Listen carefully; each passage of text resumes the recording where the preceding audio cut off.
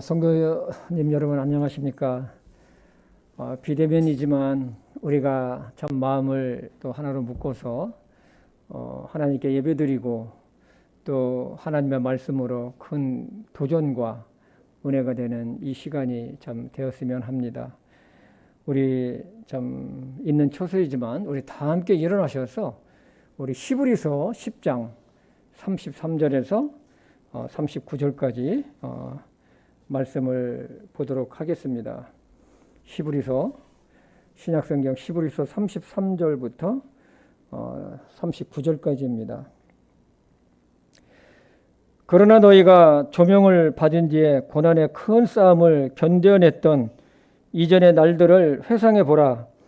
한편으로는 너희가 비방과 고난으로 말미암아 구경거리가 되었고 또 한편으로는 그렇게 취급받은 자들과 사귀는 자들이 되었으니 너희에게 하늘에 더 낮고 영구한 실체가 있는 줄 너희 자신이 알므로 결박 중에 있는 나를 너희가 불쌍히 여겼고 너희 재산을 노략당하는 것도 기쁘게 여겼느니라. 그러므로 너희의 확신을 버리지 말라. 그것이 큰 보상의 보응이 얻게 하느니라. 너희가 하나님의 뜻을 행한 뒤에 그 약속하신 것을 받기 위해 너희에게 인내가 필요하니라. 조금만 있으면 오실 분께서 오실 것이요 지체하지 아니하시리라. 이제 의인은 믿음으로 살리라. 그러나 어떤 사람이 뒤로 물러가면 내 혼이 그를 기뻐하지 아니하리라. 그러나 우리는 뒤로 물러가 멸망에 이르는 자들에게 속하지 아니하고 믿어서 혼의 구원에 이르는 자들에게 속하느니라. 아멘. 하나님 아버지, 참 한 주일도 또 변함없이 우리들에게 또 허락하셨지만 그러나 코로나 바이러스로 인해서 우리가 또 비대면으로 또 예배를 드리게 되었습니다. 하나님 아버지, 그러나 하나님께서 우리 참 마음들을 주장해 주셔서 비록 우리가 함께 대면 예배는 드리지 못하지만 비록 비대면이라도 우리가 마음을 하나로 묶고 우리가 영과 진리 안에서 하나님께 예배드릴 수 있도록 인도해 주시기를 간구합니다. 하나님 아버지, 오늘 말씀을 성령 하나님께 의탁합니다. 참으로 우리가 어려운 시기에 들어가 있고 또 그것을 통과하고 있습니다. 하나님 아버지, 이러한 시기 때에 하나님께서 구원받은 당신의 자녀들에게 요구하시는 것이 무엇인지를 오늘 말씀을 통해서 우리를 깨닫게 해주시고 우리가 믿음으로 사는 그러한 성도들이 될 수 있도록 하나님 인도해 주시옵소서. 종의 입술을 성령 하나님께 의탁하오며 예수님의 이름으로 기도했습니다. 아멘. 작년 3월 초인가요? 이 코로나 바이러스가 참으로 퍼졌을 때에 그때 비대면으로 우리가 예배를 드린 적이 있습니다. 그때 예배를 인도하면서 마음이 참 착잡했고 참 힘들었어요. 그런데 올해 다시 이런 일이 다시 일어났습니다. 어떤 목사님은 이런 말을 했어요. 이 팬데믹 시대로 말미암아 이제는 기독교가 제2의 종교 개혁이 시작되었다라고 주장을 했습니다. 그의 주장은 이제는 겉에 치중한 건물, 보여지는 예배, 모이는 교회에서 이제는 흩어지는 교회로 전환하는 시대라고 말했습니다. 저는 그 목사님의 말씀을 들으면서 이성적으로는 수긍이 가는 편도 있지만 그러나 이것은 교회를 부정하는 것이나 마찬가지였었습니다. 보이는 교회에서 보이지 않는 교회로 전환을 하게 된다면 시간이 문제이지 이 세상의 교회는 자연적으로 시간이 지날수록 약해지고 소멸될 것이기 때문에 그렇습니다. 사람이고 교회고 고난이 없으면 성장이고 열매고 없습니다. 희생이 없는 성도, 또 섬김이 없는 성도, 교회에서 드림이 없는 성도, 전도가 끊긴 교회, 밖에서 복음을 전해도 정말로 그 사람을 데려갈 교회가 없는 교회, 그리고 설교나 성경 공부하는 인터넷으로만 알려주는 것 외에는 없다는 사실입니다. 선교가 없는 교회, 성도 간에 서로 사랑의 교제가 없는 교회, 어떻습니까? 그러나 무엇보다도 문제는 이런 흩어지는 교회, 뭐 비대면 예배, 뭐 이런 교회가 돼버리면 성도는 개개인의 믿음이 나태해질 수밖에 없고 게을러질 수밖에 없고 약화될 수밖에 없다는 것입니다. 이것은 부정할 수가 없습니다. 교회는 죄악된 세상에서 구원받은 사람들이 모인 구별된 무리입니다. 이것이 교회예요. 이것은 자신을 하나님께, 이것은 예배는 하나님을 향해 교회로 나가는 마음과 몸으로부터 시작이 됩니다. 예배 드리러 갈 때는 하나님을 생각하며 옷을 가장 단정한 옷으로 우리는 입습니다. 교회를 향해 가는 마음은 이미 하나님을 향해 있습니다. 이것은 자신을 하나님께 드리는 헌신입니다. 교회에서 구원받은 형제 자매들과 함께 모여 하나님을 찬양하고 기도하고 말씀을 들으며 하나님께 영광을 돌립니다. 그리고 성도 간에 주 안에서 교제를 합니다. 어느 때는 교회 안에서의 그 성도들끼리의 그 만남 자체가 은혜가 될 때가 있습니다. 그래서 하나님은 이 교회를 그렇게 사랑을 하십니다. 주님은 이 세상에 교회를 세우러 오신 것을 여러분 아십니까? 예수님께서 오신 목적은 죄인을 구원하시기 위해서 이 세상에 오셨습니다.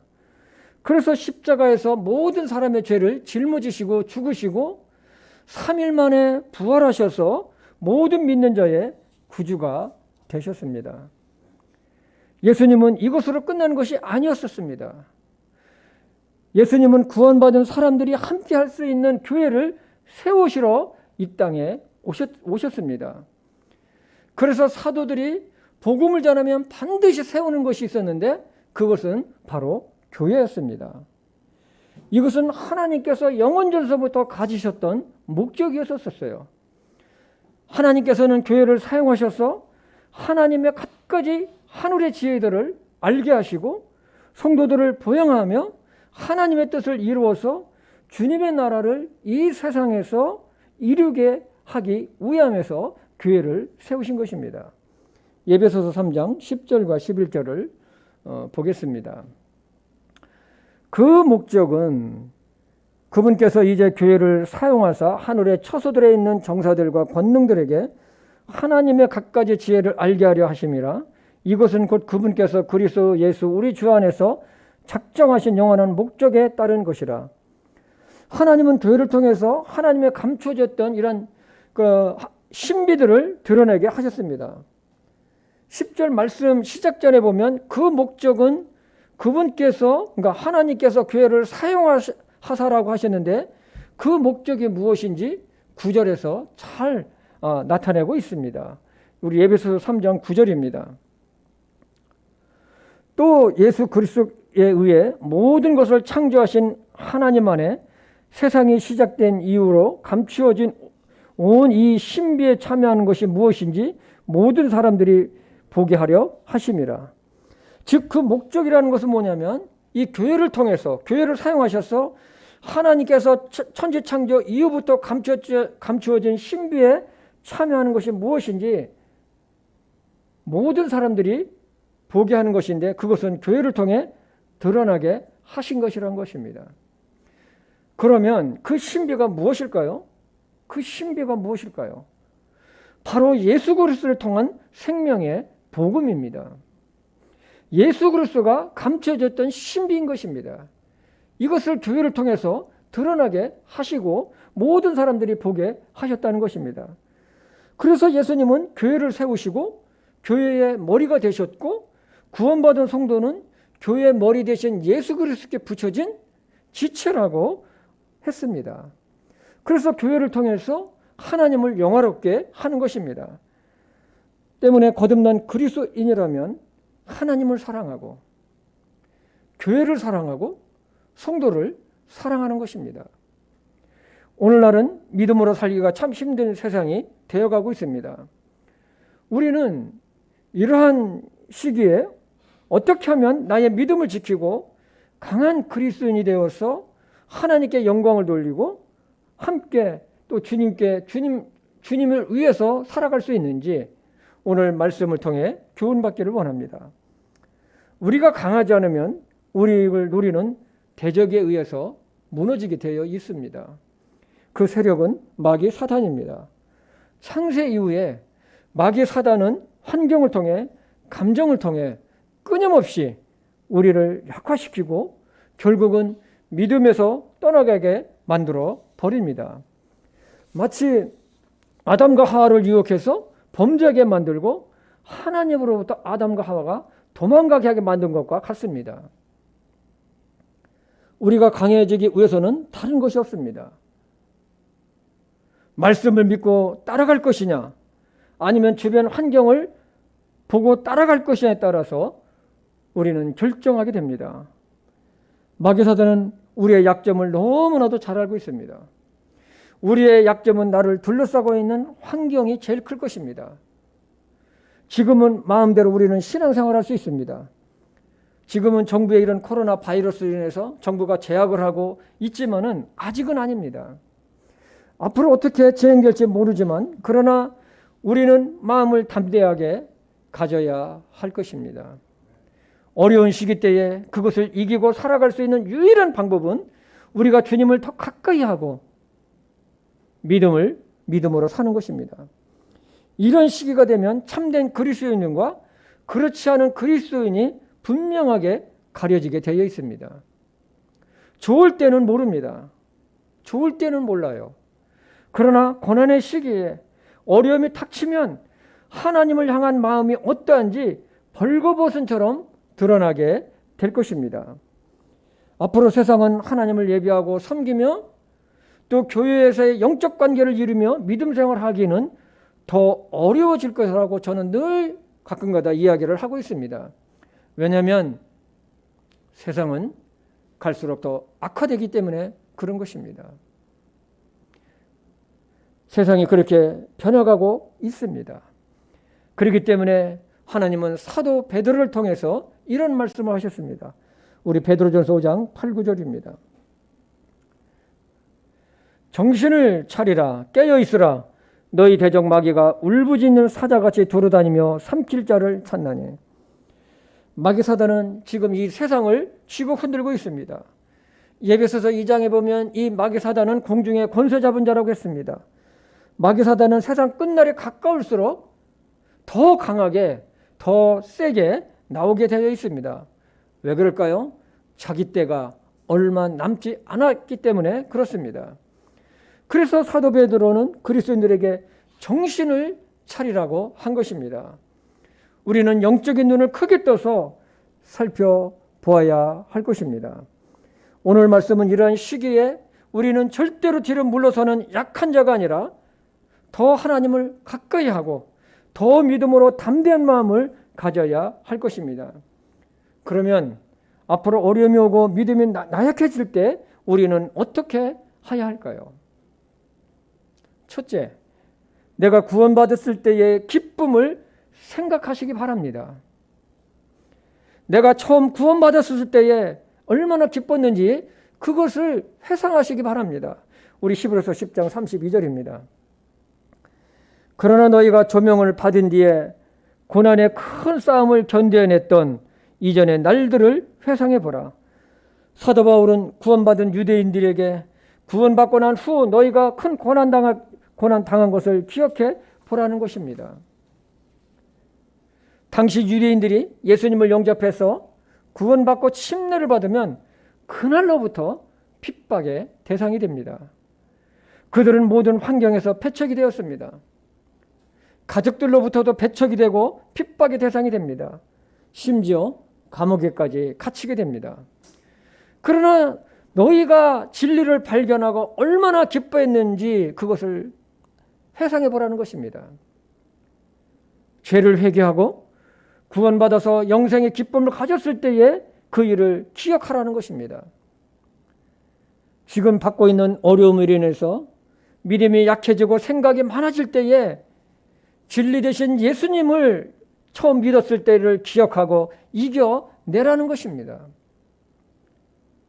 초대교회 당시 그리스도인들이 된다는 것은 조롱과 고난을 받겠다고 작심하지 않고서는 믿기가 어려웠습니다. 그리고 함께하는 사람들도 완전히 이제 달라집니다. 예수님을 믿기 전과 후입니다. 예수님을 믿고 난 후에 보니 평소 알고 지냈던 지인들은 다 멀어져 가고 이제는 나를 핍박하는 자가 되고 나를 조롱하는 자가 됐는데 예수님을 믿고 나서 보니까 이제는 새롭게 함께하는 사람들이 생겼습니다. 그런데 이 사람들은 세상에서 비방을 받는 자들이었었고 구경거리가 된 사람이었다는 것입니다. 우리 히브리서 10장 33절입니다. 한편으로는 너희가 비방과 고난으로 말미암아 구경거리가 되었고 또 한편으로는 그렇게 취급받은 자들과 사귀는 자들이 되었으니 이제는 예수님을 믿고 나서 보니까 소위 말하면 세상 말로 얘기하면 노는 물이 달라졌어요. 노는 물이. 이전에는 저쪽 물이었었는데 이제는 구원받고 난 후에는 이쪽 물이 되었다는 것입니다. 그럴 수밖에 없는 것이 예수님 안에서 내가 새로운 사람이 됐기 때문에 거듭났기 때문에 이제는 새로운 무리들과 새로운 물에서 이제는 교제하게 됐다는 것입니다. 저쪽 물은 땅에 속한 자들이요 우리는 하늘에 속한 새로운 자들이기 때문에 그런 것입니다. 그들도 하나님의 형상대로 지음받은 고귀한 자들이었었지만 그러나 그들은 하나님을 떠나 있고 예수 그리스도의 생명이 없는 자연의 일부분뿐이며 지옥의 문 앞에 서 있는 자들입니다. 그러나 우리는 그렇지 않습니다. 우리에게는 영원한 생명이 있고 사람의 손으로 짓지 아니한 영원한 하나님의 나라가 우리에게는 있습니다. 영원한 처소입니다. 하나님께서 구원받은 당신의 자녀들을 위해 만드신 것입니다. 우리 히브리서 10장 34절입니다. 너희에게 하늘에 더 낮고 영구한 실체가 있는 줄 너희 자신이 알므로 결박 중에 있는 나를 너희가 불쌍히 여겼고 너희 재산을 노력당하는 것도 기쁘게 여겼느니라. 때문에 우리는 우리 주변 환경이 어렵다고 해서 우리는 내가 처음 믿을 때 가졌던 그 구원의 기쁨과 감사를 잊지 말아야 할 것입니다. 오늘 34절 말씀에 보면 그들은 자신이 열심히 모았던 재산까지도 빼앗겼지만 그것도 기쁘게 여겼다고 했습니다. 이것을 보면 그들이 믿음으로 구원받은 것을 얼마나 귀하게 여겼고 기뻐했는지 알 수가 있습니다. 영원한 하나님의 나라가 나에게 있다는 것, 그 자체만으로도 우리는 힘들 때마다 내가 처음 구원받았을 때의 그 기쁨과 감사를 회상을 해보시기를 바랍니다. 아멘입니까? 두 번째로는 확신입니다. 히브리서 10장 35절입니다. 그러므로 너희의 확신을 버리지 말라. 그것이 큰 보상의 보응을 얻게 하느니라. 히브리서를 기록한 분에 대해서는 정확하게 성경에서는 밝히지 않았지만 그러나 이 히브리서의 모든 문체라든지 문장 구조라든지 언어라든지 이런 거 보면은 대부분의 사람들은 사도 바울로 믿고 있습니다. 저도 그렇게 믿고 있습니다. 사도 바울은 이 말씀에서 보면 혹시 유대인들 중에서 정말로 구원받고 했는데 이런 핍박 때문에 어려움 때문에 이 믿음의 삶을 내려놓을까 포기할까 하는 우려가 있음을 알 수 있습니다. 그러므로 너희의 확신을 버리지 말라. 확신을 버리지 말라. 그것이 큰 보상의 보응을 얻게 하느니라. 정말로 얼마나 힘들었으면 사도 바울은 참 핍박 때문에, 어려움 때문에 믿음을 포기할까 봐, 믿음을 내려놓을까 봐 우려해서 이 말씀을 했습니다. 그들에게 신앙의 위기입니다. 그래서 사도 바울은 예수 그리스도와 구원의 확신을 버리지 말라고 강조한 것을 알 수가 있습니다. 여러분, 이 전쟁에서 무기를 버린 병사는 이제는 병사가 아닙니다. 왜요? 무기가 없으니까. 구원의 확신, 예수 그리스도에 대한 확신을 버린 사람은, 내려놓은 사람은 또한 더 이상 그리스도인이 될 수가 없다는 것입니다. 성도에게 있어서 말씀에 대한 확신은 내가 하나님의 자녀임을 나타내는 가장 확실한 증거가 되는 것입니다. 내가 예수님 안에서 고난을 이겨내고 믿음을 지켰을 때에 그것이 하나님으로부터 큰 보상이 있음을 지금 사도 바울은 지금 말씀하고 있습니다. 여러분은 말씀에 대한 확신, 구원에 대한 확신이 있습니까? 그렇다면 하나님께서 예비하고 계신 상급을 생각하며 어려운 시기를 잘 견디고 이겨 나가시기를 바랍니다. 세 번째로는 인내가 필요합니다. 히브리서 10장 36절과 37절입니다. 너희가 하나님의 뜻을 행한 뒤에 그 약속하신 것을 받기 위해 너희에게 인내가 필요하니라. 조금만 있으면 오실 분께서 오실 것이요 지체하지 아니하시리라. 제가 어렸을 때나 자라나는 과정, 젊었을 때는요, 인내라는 단어를 참 많이 들으면서 살았습니다. 무엇이든지 좀 저기 하면 참아라. 네가 참아야 된다. 네가 참아. 응? 이런 말을 참 많이 들었어요. 뭐든지 참으라는 거예요. 친정에서는 어떻습니까? 딸이 시집 가면, 시댁살이가 힘들으면 야, 참아라. 참고 사는 거야. 그렇게 사는 거야. 너만 그런 것이 아니야. 다 그렇게 인내하며 살아. 다 그랬어요. 직장에서도 어떻습니까? 힘들 때 사표 쓰고 나가고 싶으면 부모님들이나 동료들이 참아. 돈 벌기가 쉽냐? 참아. 하여튼 이 참아라는 소리를 참 많이 들었어요. 기억나는 것은 참을 인자 세 번이면 살인도 면한다는 그런 이야기도 있습니다. 한문으로 보니까 이 참을 인자가 마음심자 위에 칼도자가 있어요. 여러분 아십니까? 마음심자 알죠? 마음심자에 칼도자 위에. 그러나 오늘날 사람들의 마음은 인내심이 상당히 결여되어 있는 것을 우리는 알고 있습니다. 사람들의 마음에 인내가 약한 것은 그런 환경 속에 우리가 살고 있기 때문에 그렇습니다.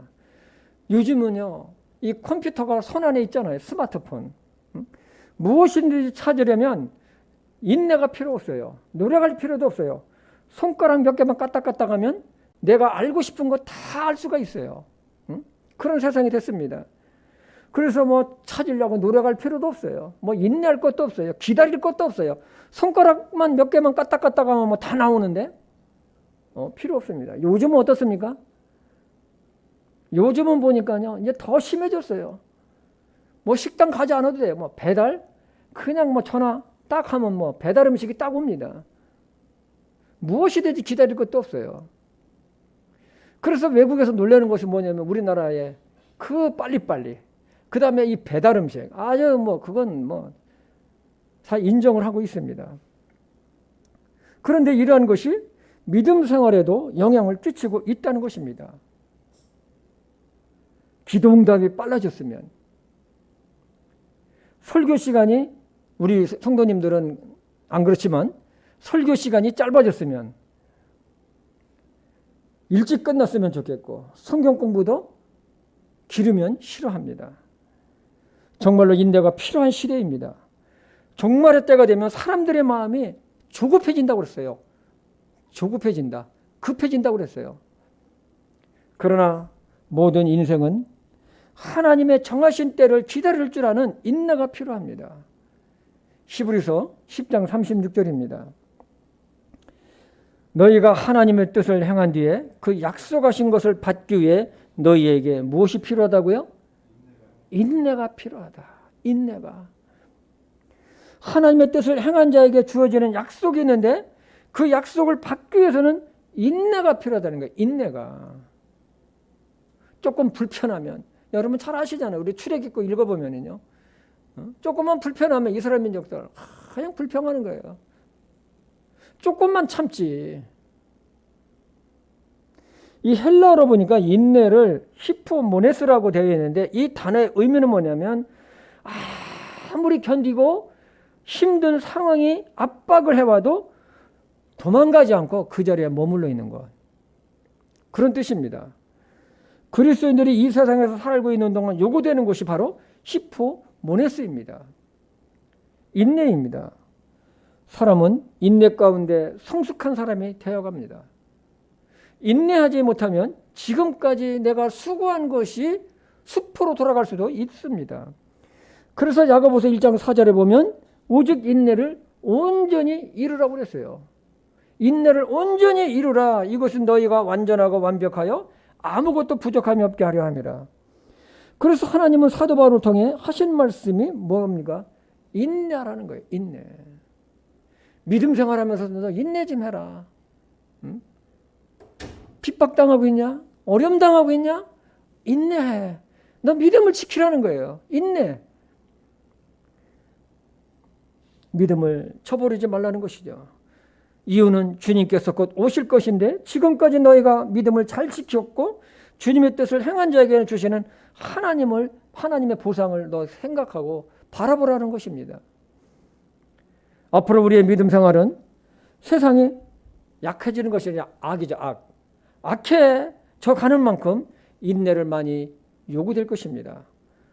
세상으로서의 유혹, 예배를 드리지 못하게 하는 환경, 하나님의 말씀을 따라서 살고자 하는 자에게 따르는 어려움입니다.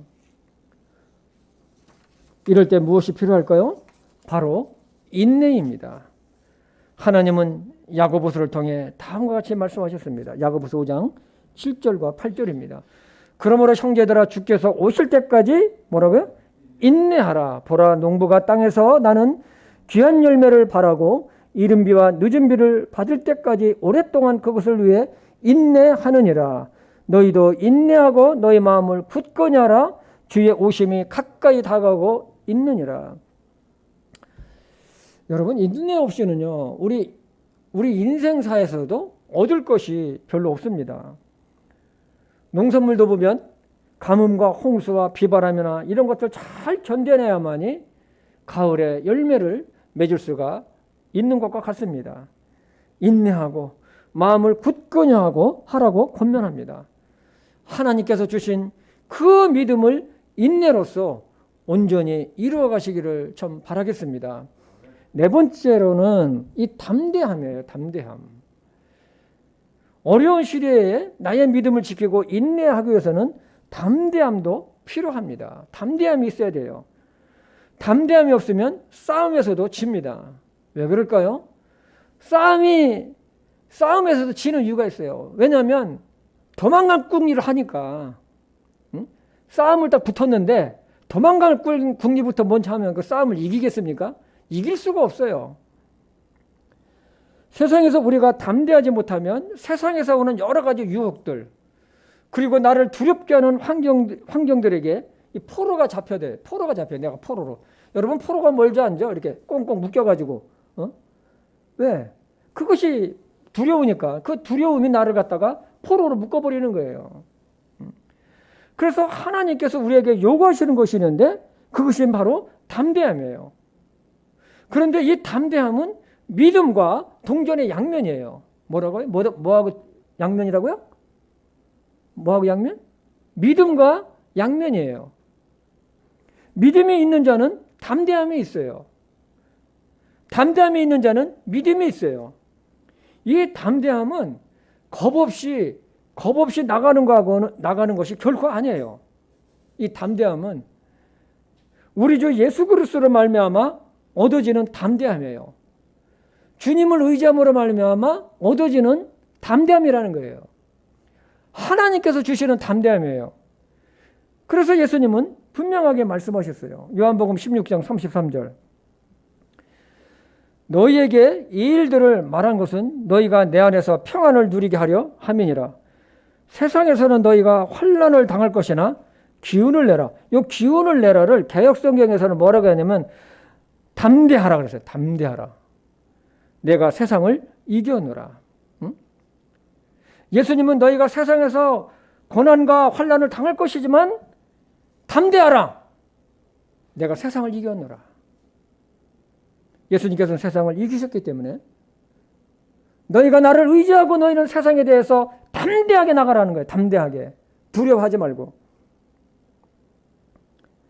담대한 자에게 하나님께서 주시는 것이 있어요. 그것이 뭡니까? 평안함이에요. 뭐가 있다고요? 평안함이에요. 평안함. 여러분 마음이 쫄아 있는 사람에게 평안함이 있을까요? 없어요. 두려움만 있어요. 담대하지 못한 자에게는 평안함이 없어요. 우리가 예수님을 믿어도 두려워하는 마음을 갖고 있다면 평안함은 없습니다. 세상 안에서 나를 바라보면 절망과 연민이 빠지기 쉽지만 그러나 예수님 안에서 나를 바라보면 담대함과 평안함이 있게 됩니다. 이유는 내가 고민하고 두려워하는 세상을 주님께서 이기셨기 때문에 그런 것입니다. 그래서 평안함이 있는 것입니다. 세상을 이기신 나의 주님이신 예수님을 의지하고 담대하게 그리고 단순하게 나아갈 때에 우리는 세상을 이기고 믿음을 지킬 것입니다. 여러분 구약성경에서 대표적인 사람을 꼽으라면 에스더하고 다윗을 들 수가 있습니다. 여러분 에스더를 보십시오. 그녀는 바빌론 제국의 아하스웨로 왕의 왕비가 되었습니다. 그러나 하만이라는 자의 간교에 의해 가지고 전체 유대인들이 몰사당하게 됐습니다. 에스더는 3일 동안 금식 기도를 한 후에 왕 앞에 나아가게 되죠. 왕 앞에 나아가는 것은 이제 왕비라도 금물입니다. 왕이 하명하기 전에는 왕비라도 왕 앞에 나아갈 수가 없어요.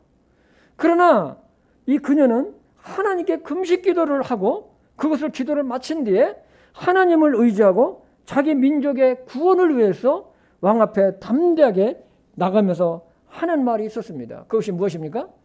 죽으면 죽으리라. 죽으면 죽으리라. 그 연약한 그 여자의 몸에서 또 나가면 죽는 것을 알면서도 왕의 명령이 없는데도 불구하고 그 기도하고 나서 하나님을 의지하고 왕 앞에 담대히 나가면서 하는 말이 뭐라고요? 죽으면 죽으리라. 그녀는 왕에게 하만의 거짓되기를 폭로하고 자기 민족을 구원하는 것을 보게 됩니다. 여러분 이 담대함은요. 이 용기나 용맹이 아니에요. 세상에서 말하는 용기나 용맹이 하고 차원이 다른 거예요. 주님을 강력하게 의지하는 자에게 하나님께서 주시는 마음이에요. 여러분 이런 마음은요. 하나님께서 주시는 이 담대함, 이런 믿음은요. 죽음도 넘어가요. 죽음도 감당을 해요. 그렇기 때문에 세상에서 주는 이런 용기, 용맹, 이거하고는 차원이 달라요. 차원이. 세상에 어떤 일 앞에서도 두려워하지 않는 것입니다. 왜냐하면 주님이 나와 함께 하신다는 그 믿음의 확신이 있고 그것이 나를 담대하게 만들기 때문에 그런 것입니다. 여러분 다윗을 보십시오. 여러분이 잘 알다시피 다윗은 골리앗에 이제 같이 붙게 되잖아요. 여러분 골리앗과 다윗을 한번 비교해 보세요. 이 다윗은 어린 아이입니다. 이 다윗은 군인도 아니에요. 병사도 아니에요. 목동에 불과해서 목동. 그런데 골리앗을 보고 나가는 그 담대함이 어디서 나왔는지 우리는 그의 말을 통해서 우리는 해답을 찾을 수가 있습니다. 사무엘상 17장 45절입니다. 이에 다윗이 그 블레셋 사람에게 이르되 너는 칼과 창과 방패를 가지고 내게 오거니와 나는 네게 도전한 이스라엘의 군대의 하나님 곧 만군의 주의 이름으로 네게 가노라. 다윗의 자기 힘으로는 이건 꿈도 못 꿔요. 나갈 수도 없어요. 엄두도 못 내요. 그러나 다윗은 만군의 하나님의 이름을 의지하고 담대하게 나간 것입니다. 결과는 어떻습니까? 하나님은 담대한 자와 함께 하십니다. 우리는 어떻습니까? 우리 주변에 여러 가지 일어나고 있는 어려움으로 인해 마음이 쫄아 있지는 않습니까? 하나님은 지금까지 우리를 인도하셨습니다. 앞으로도 하나님은 우리를 인도하실 것입니다. 이것은 하나님께서 당신의 자녀들에게 주신 약속이기도 합니다. 요한복음 10장 27절 28절입니다. 내 양들은 내 음성을 들으며 나는 그들을 알고 그들은 나를 따르느니라. 내가 그들에게 영원한 생명을 주노니 그들이 결코 멸망하지 않을 것이요 또 아무도 내 손에서 그들을 빼앗지 못하리라. 우리는 예수님 안에 있는 하나님의 자녀라는 사실을 잊지 마시기를 바랍니다. 우리는 내 힘으로 이 세상을 살아가는 것이 결코 아닙니다. 모든 것이 하나님의 은혜로 우리는 살아가고 있습니다. 보이지 않는 하나님의 그 거룩하신 능력의 손길이 우리 성도님들 각자에게 있다는 것입니다. 때문에 주님을 의지하고 담대함을 잃지 말기를 바랍니다. 모세가 이스라엘 백성들을 이끌고 이제는 나와서 마지막으로 고별 설교를 하면서 그 백성들에게 부탁한 말씀이 있습니다. 우리 신명기 31장 6절입니다. 마음을 강하게 하고 크게 용기를 내라. 두려워하지 말라. 그들을 무서워하지 말라. 주 내 하나님은 곧 너와 함께 가시는 분이시니라. 그분께서 너를 떠나지 아니하시며 버리지 아니하시리라 하니라. 아멘입니까? 하나님은 여러분의 하나님입니다. 여러분은 하나님의 자녀입니다. 이 모세가 이스라엘 백성들에게 마지막 고별 설교를 하면서 한 말씀이 바로 하나님께서 여러분들에게 하신 말씀과 똑같다고 보시면 됩니다. 두려워하지 말라. 마음을 강하게 하라. 용기를 내라. 그들을 무서워하지 말라. 내 하나님은 너와 함께 가시는 그분이시니 그분께서 너를 떠나지 아니하시며 버리지 아니하시리라. 이 말씀은 오늘날도 변함없이 하나님께서 여러분과 저에게 주시는 약속의 말씀입니다. 마지막으로 믿음의 길을 걷는 것입니다. 무슨 길을요? 믿음의 길입니다. 믿음의 길. 히브리서 10장 38절과 39절입니다. 이제 의인은 믿음으로 살리라. 그러나 어떤 사람이 뒤로 물러가면 내 혼이 그를 기뻐하지 아니하리라. 그러나 우리는 뒤로 물러가 멸망에 이르는 자들에게 속하지 아니하고 믿어서 혼의 구원에 이르는 자들에게 속하느니라. 의인은 믿음으로 산다. 이 말씀은 우리가 참 많이 들었어요. 그러면 믿음으로 산다는 것이 과연 무엇일까요? 믿음으로 산다는 것은 도대체 어떻게 사는 것인가요? 이런 질문을 우리는 할 수가 있습니다. 믿음으로 살아. 믿음으로. 응? 믿음으로 산다는 것은 보는 것으로 사는 것이 아니에요. 믿음으로 사는 것은 감각이나 감정에 따라서 사는 것이 결코 아니에요. 우리 사람들은 그렇잖아요. 보는 것으로 살잖아요. 이건 믿음이 아니에요. 감정이나 감각에 따라서 살잖아요. 이것도 믿음이 아니에요. 믿음으로 사는 것은 경험이나 체험으로 사는 것도 결코 아니에요. 그러나 우리는 경험과 체험으로 살아가잖아요. 이 믿음이 아니라는 거예요. 믿음으로 사는 것은 내 방식이나 내 뜻으로 사는 것이 아니에요. 이것도 믿음이 아니에요. 믿음으로 사는 것은 하나님의 말씀을 내 삶의 중심으로 삼고 사는 것을 말합니다. 하나님의 말씀을 내 마음의 중심에 두고 사는 삶. 그리고 믿음으로 사는 것은 고난 가운데서도 흔들리지 않고 영원한 천국을 목적으로 삼고 살아가는 것이 믿음으로 사는 거예요. 그리고 하나님을 의지하면서 기뻐하며 사는 것이 믿음으로 사는 거예요. 사실 여러분, 우리 세상에서 기뻐하면서 살아갈 수 있는 요인들이 있을까요? 여러분 한번 생각해 보십시오. 여러분에게 기쁨의 이런 날들이 있었습니까? 이 세상에서 주는 거예요. 세상에서 여러분들 기쁨을 얻는 것이 있습니까? 없어요. 짜증이요, 불안이요, 염려요, 스트레스요. 이런 것들이 쌓여서 우리는 살아가고 있어요. 그러나 믿음으로 사는 것은 뭐냐? 하나님을 의지하고 그 하나님을 인해서 기뻐하며 살아가는 거예요. 그래서 오직 의인은 믿음으로 산다는 것입니다. 그런데 이 말씀을 구약 하박국 대언자의 입에서 나온 말씀이죠. 하박국 대언자가 한 말입니다. 이 말씀에 나온 배경을 알면 오직 의인은 믿음으로 산다는 말씀이 이해가 쉽게 갈 것입니다. BC 600년경에 신흥 제국으로 급부상한 이 바벨론 제국이 아수르를 이제 패배를 시키는데 이 당시에 유다 왕국은 풍전등화와 같은 이런 위치에 놓여 있게 됩니다. 아수르 제국을 무너뜨린 바벨론 제국은 이집트까지 전쟁에서 이기면서 질풍노도와 같이 주변 나라들을 갖다가 아주 점령해 들어갑니다. 그 당시에 남유다 왕국은 이집트를 참 의지했어요. 그러나 아수르 제국을 돕기 위해서 출정한 이집트가 여러분이 잘 알다시피 갈그미스 전투에서 바벨론에 의해 패배하고 이집트는 급격해가 이제 약화되기 시작합니다. 바벨론 제국은 이집트가 임명한 유다 왕 여호야김을 포로로 잡아서 쇠사슬로 묶어가지고 바벨론 제국으로 끌어가 버리죠.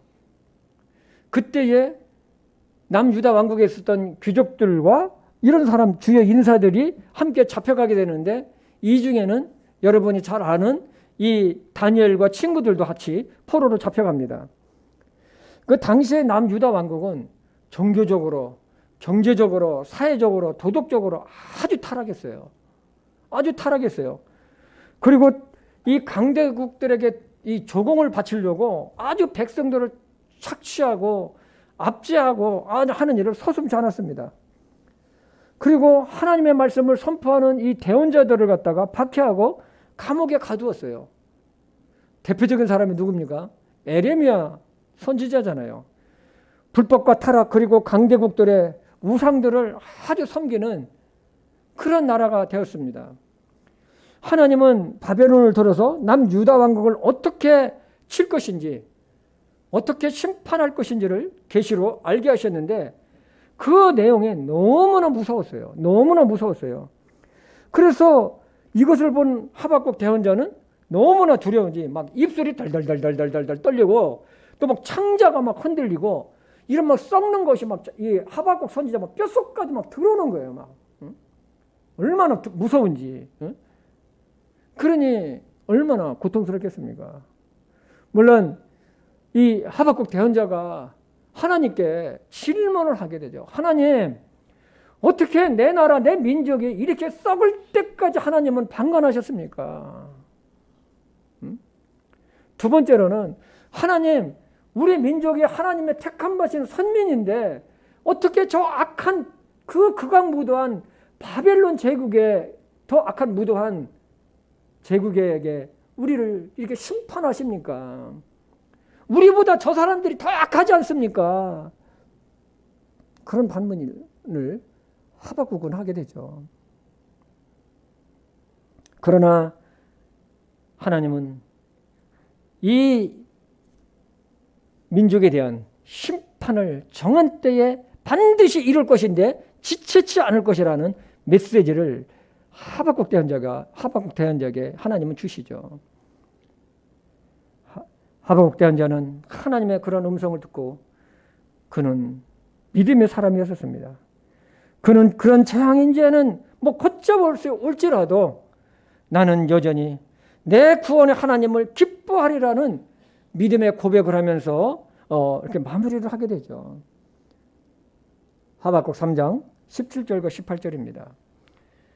비록 무화과나무가 꽃을 피우지 못하고 포도나무에 열매가 없으며 올리브나무에 수고의 열매가 없고 밭이 먹을 것을 내지 아니하며 우리에서 양떼가 끊어지고 외양간에 소떼가 없을지라도 나는 여전히 주를 기뻐하며 내 구원의 하나님을 기뻐하리로다.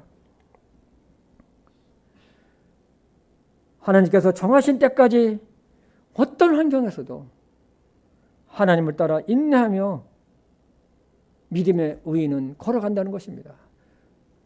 그래서 오직 의인은 믿음으로 말미암아 산다. 이런 시기 때에도 오직 의인은 믿음으로 말미암아 산다. 그래서 나오는 단어들이 있어요.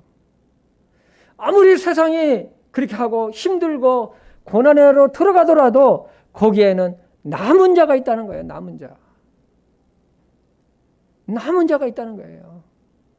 사람들은 다 떠나가 버려도 믿음을 저버리고 하나님을 떠나가고 하더라도 거기에는 의인이 있다.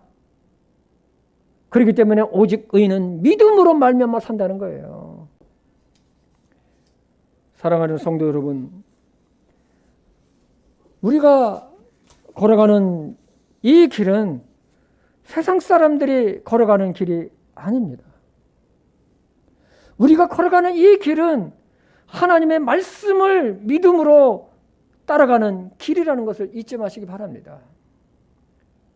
하나님은 말씀하셨어요. 오직 의인은 믿음으로 말미암아 살리라. 하나님은 또한 말씀하셨습니다. 나의 생각은 너희 생각과 다르며 나의 길은 너희 길과 다르다. 우리는 앞으로 좀 어떤 환경이 우리 앞에 올지 우리는 알 수가 없습니다. 그러나 분명한 사실은 여러분들의 믿음 생활하기가 더 어려워진다는 것을 꼭 명심하시기 바랍니다. 교회를 멀리하게 하는 환경, 예배를 드리기 어려운 환경, 그리고 내가 하나님의 말씀을 따라서 믿음으로 살고자 하는 그러한 환경이 갈수록 어려워질 것이라는 것입니다. 이것은 부정할 수가 없습니다. 왜요? 세상이 종말의 끝으로 달려가고 있기 때문에. 여러분, 우리가 지금 코로나 때문에 얼마나 고통스러운지 아십니까? 세상에 1년 6개월을 이 마스크를 쓰고 계속 살아오고 있지 않습니까? 이거 상상이나 할 수 있습니까? 이것이 언제 끝날지 우리는 알 수가 없어요. 사람들이 전부 다 무엇인가 지금 아주 불편하기가 짝이 없습니다. 그런데 이러한 현상이 우리의 영적인 믿음 생활도 미쳐가고 있다는 것입니다. 이럴 때 우리는 내 구원의 하나님 한 분, 내 구원의 하나님으로 인해서 기뻐하며 감사하며 인내하며 살아가시기를 바라겠습니다. 늘 우리는 구원받았을 때의 그 기쁨과 감사를 기억하면서 사시기 바랍니다. 두 번째로는 구원의 확신과 하나님을 향한 확신을 견고하게 하시기 바랍니다. 세 번째로는 믿음의 인내입니다. 인내하는 자만이 하나님의 약속하신 것을 받을 것입니다. 네 번째로는 담대함입니다. 약하면 당합니다. 약하면 잡힙니다. 믿음을 지키기 위해서는 담대함이 필요합니다. 이 담대함은 우리가 주님을 신뢰할 때 주님께서 주십니다. 다섯 번째로는 믿음의 길을 걷기 바랍니다.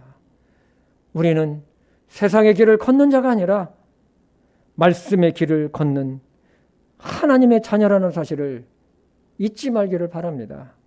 이번 한 주간에도 우리 주님의 보호하심과 은혜 아래 거하시기를 주님의 이름으로 축복합니다. 기도하겠습니다. 아버지 하나님, 참으로 세상이 살기가 어렵습니다. 아버지 하나님, 그러나 문제는 이런 환경이 갈수록 좋아지는 것이 아니라 더 나빠진다는 것이 우리의 마음을 더 무겁게 합니다. 그러나 감사한 것은 우리들에게 하나님이 계시고 우리를 구원하신 우리 주 예수 그리스도가 우리 안에 계시고 우리에게 영원한 또 천국이 있고 소망이 있는 것으로 인해서 감사합니다. 아버지 하나님, 이스라엘 백성들이 광야길을 40년 동안 걸을 때에 참으로 그들이 거친 광야고 힘들었지만 그러나 주님은 그들과 함께 하셨을 때에 하나님 그들에게 먹을 것을 제공해 주셨고 그늘을 제공해 주신 것을 우리는 알고 있습니다. 하나님의 은혜가 아버지 하나님 우리 성도님들에게 있기를 간구합니다. 이러한 사실을 잊지 말고 믿음으로 살게 도와주시옵소서. 예수님의 이름으로 기도했습니다.